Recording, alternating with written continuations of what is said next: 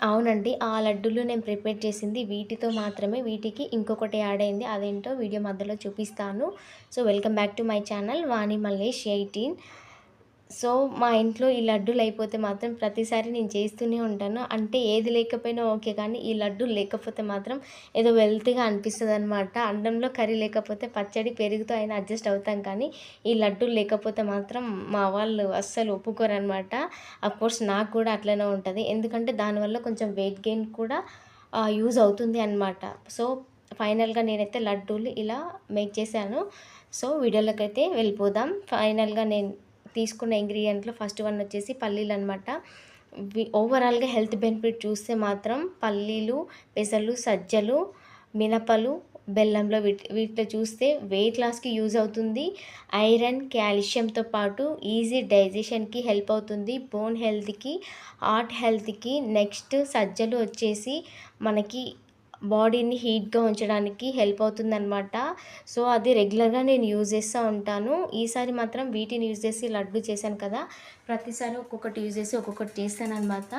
ఇంకా పెసల్లోకొచ్చేస్తే మాత్రం ఇది పెసళ్ళు, పెసరపప్పు తీసుకుంటే మనకి బాడీకి కొంచెం కూల్‌గా ఉంటుంది. సో, ఇది కూడా డైజెషన్‌కి చాలా హెల్ప్ అవుతుందనమాట. మెయిన్ వచ్చేసి బాడీ కూల్‌గా ఉండడానికి హెల్ప్ చేస్తుంది. ఇంకా మినపప్పు గురించి మనం చెప్పాల్సిన అవసరం లేదు. చాలా వాటిలకి యూజ్ చేస్తాం కదా! రెసిపీస్ కానీ, టిఫిన్స్ కానీ, ఇంకా చాలా చాలా యూజెస్ చేస్తాము. ఇది కూడా ఐరన్, కాల్షియంతో పాటు బోన్ హెల్త్‌కి, హార్ట్ హెల్త్‌కి, డైజెషన్‌కి చాలా హెల్ప్ అవుతుందనమాట. నెక్స్ట్ వచ్చేసి సజ్జలు నేను యూజ్ చేసింది. ఆ క్లిప్ అయితే మిస్ అయిపోయింది ఇందులో. సజ్జలు చెప్పాను కదా! అది మాత్రం మనకి బాడీ హీట్‌గా ఉంచడానికి చాలా హెల్ప్ అవుతుంది. నెక్స్ట్ డయాబెటీస్ ఉన్న వాళ్ళు కూడా చాలా మంచిగా యూజ్ చేసుకోవచ్చు. ఎందుకంటే స్వీట్ ఉంటుంది కాబట్టి మంచిగా మొలకలు చేసుకోవడానికి నానబెట్టి రాత్రంతా నానబెట్టి మొలకలు ఎలా చేసుకోవాలో తెలుసు కదా! సో, అలా మొలకలు తిన్నా కూడా చాలా హెల్ప్ అవుతుందనమాట. అట్లనే నేను ఆ సజ్జలను కూడా ఇలాంటి లడ్డూలల్లో వాడుతూ ఉంటాననమాట. సో, ఫైనల్‌గా వేయించుకొని పక్కన పెట్టి చల్లారాక ఇలా పౌడర్ లాగా అయితే చేసుకోవాలి ఒక్కొక్కటి. ఇలా నేను పౌడర్‌గా చేసుకున్నాను. ఇది 2 కలిపి చేసుకున్నాననమాట. సో, అందుకే కలర్ చేంజ్ అయితా ఉన్నది. బట్ నేను ఇక్కడ ఒకటి చెప్పాలనుకున్నాను మీకు. నేను బెల్లము తీసుకున్నాను కానీ కొంచెం తక్కువ తీసుకున్నాను. ఎందుకు అంటే ఇది చెప్పడానికే.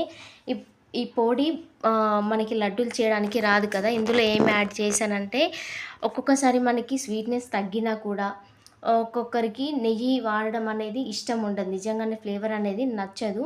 అందుకు నెక్స్ట్ ఈ ప్లేస్‌లో నూనెని వాడడం అసలు ఇష్టం ఉండదు కదా! అందుకని ఈ ప్లేస్‌లో హనీని వాడండి. స్వీట్ తక్కువైనా ఎక్కువవుతుంది. ఆ తడినెస్ లేకపోయినా ఆ తేమ అనేది యాడ్ అవుతుంది. అందువల్ల లడ్డూలు పర్ఫెక్ట్‌గా చేయడం వస్తుందనమాట. మీకు చూపిస్తున్నాను కదా! నాకైతే ఇలా ఎగ్ షేప్‌లో వస్తాయి. మీకు చూపించాలి రౌండ్ షేప్ అనేసి ఎక్కువ సేపు చేస్తున్నాను. ఫైనల్‌గా రౌండ్ షేప్ అయితే వచ్చేసాయి. ఇదే అనమాట మెయిన్. లాస్ట్‌కి స్వీట్‌నెస్ తగ్గినా, లేకపోతే లడ్డూలు చేయడం రాకపోయినా హనీనైతే కలపండి. ఫైనల్‌గా మనకైతే లడ్డూలు ఇలా రెడీ అయిపోతాయి.